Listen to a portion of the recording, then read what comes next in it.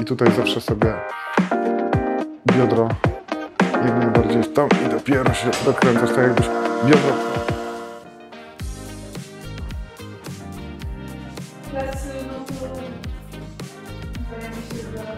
No plecy już są, wiesz, ładnie zaczynają się docinać.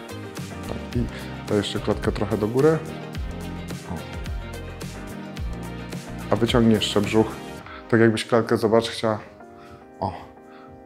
rozciągnąć. Biodra, miednicę kierujesz sobie w dół, i wtedy rozciągasz tutaj sobie wszystko. Stajesz. Cyk. Dobra, i teraz bokiem.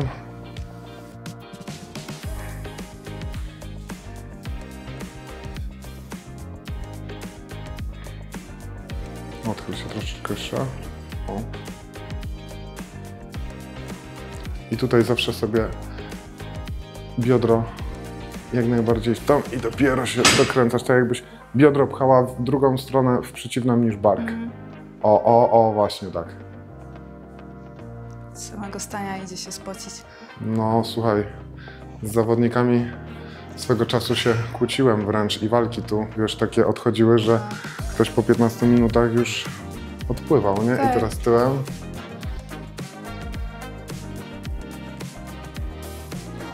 Dobra, i trzeba będzie cię nauczyć, żebyś oprócz tego, że ściągasz sobie łopatki, to musisz nauczyć się rozkładać najszerszy grzbiotu, żeby...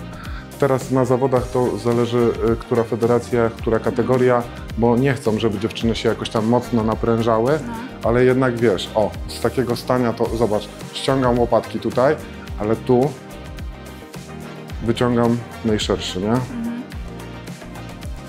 A spróbuj na przykład, weź sobie tak ręce i to jest takie, barkami robisz sobie takie kółeczko w dół, tu spinasz i starasz się wyciągnąć.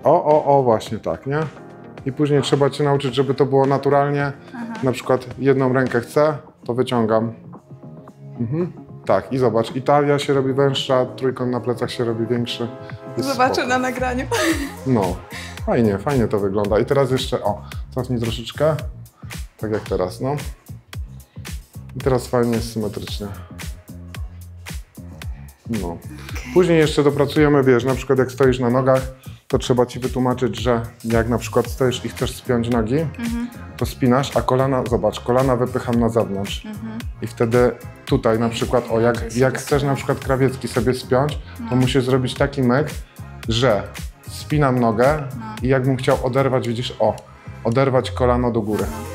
Czyli stopa, lekko podnoszę sobie piętę i wyciągam kolano do góry. Tak. A na razie to nie ma u mnie. Tak, ale wiesz, ale widać, że on się zaczyna napinać, nie? A stań teraz na nogach, zepnij, lekko one są zgięte i wyciągnij kolana na zewnątrz. Tak delikatnie. I wtedy będziesz mogła, dopinać sobie nogi. To będzie, wiesz, taki trening, że dużo izometrii będzie i będziesz musiała sobie spinać, bo na scenie te 5 minut to jest bardzo długo, nie?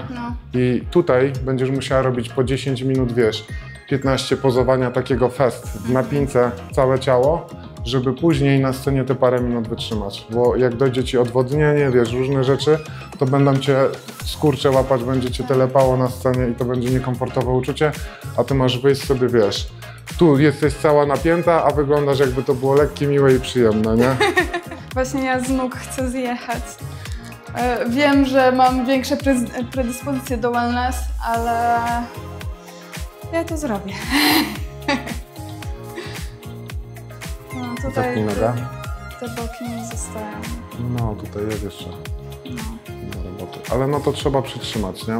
Wiesz, no to bo Przemkowi mówiłem, że u dziewczyn zazwyczaj jest tego typu błąd, że przerywają redukcję zbyt wcześnie, bo tu górę już masz odsłoniętą. Dziewczyny w tym momencie przerywają redukcję, no bo już jest ok. Tak. I później jak wchodzą na masę, wiesz, na budowanie masy mięśniowej, to na nogach się odkłada więcej tkanki tłuszczowej. Dlatego to trzeba przytrzymać teraz, redukować tkankę tłuszczową, bo ona ci schodzi z całego organizmu, ale jeżeli tu masz jej mniej, no to tu będziesz bardziej docięta, nie? Tam zejdzie ci to, ile ma zejść. Zobaczymy sobie analizę składu ciała.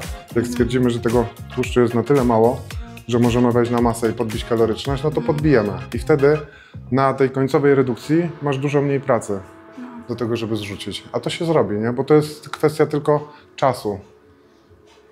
To wiesz, też... Okresowo wiesz, to też nie będzie tak, że ty będziesz na deficycie, nie wiem, 6 miesięcy, nie? Tylko robimy 2-3 miesiące max, podbijamy kaloryczność, a tkanka tłuszczowa dalej będzie lecieć, nie? No. Bo to jest taki, wiesz, to nie jest koniec redukcji. Zawsze wszyscy myślą, że jest redukcja i masa, ale jest też ten okres przejściowy, gdzie podbijasz kaloryczność, tkanka tłuszczowa ci dalej leci, bo metabolizm się nakręca i jak to przetrzymasz, no to wtedy podbijamy już na masę, nie? Można pierniczać.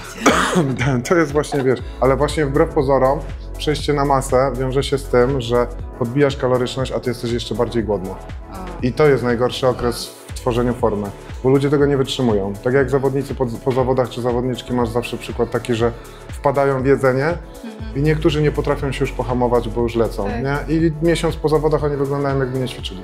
No właśnie. Dlatego wiesz, jak na przykład ktoś poważnie do tego podchodzi i ma charakter sportowca, no to wie, że dobra, dzisiaj mogę zjeść, ale jutro wchodzę na dietę i nagle się okazuje, że metabolizm się rozpędził, bo to tak jakbyś do przygasającego pieca dorzuciła, wiesz, suchego siana, nie? Tak. Po prostu tam jest aż buzuje w tobie i ty za 2 dni po prostu aż cię trzęsie za jedzeniem i musisz to wytrzymać, nie? Dla mnie to było dziwne, że ja, wiesz, na przykład dzień wcześniej się najadłem razy 4 kaloryczność, a wiesz, a kolejnego dnia ja po prostu normalnie aż się trząsłem. Jak zjadłem posiłek, to nie wiedziałem, czy ja go zjadłem, czy nie, wiesz. I później ten tydzień trzeba, wiesz, po prostu zacisnąć zęby. Człowiek chodzi zdenerwowany bardzo, bo jesteś taka nabuzowana i musisz to wytrzymać, nie? Dobra, przybieram się. Mhm.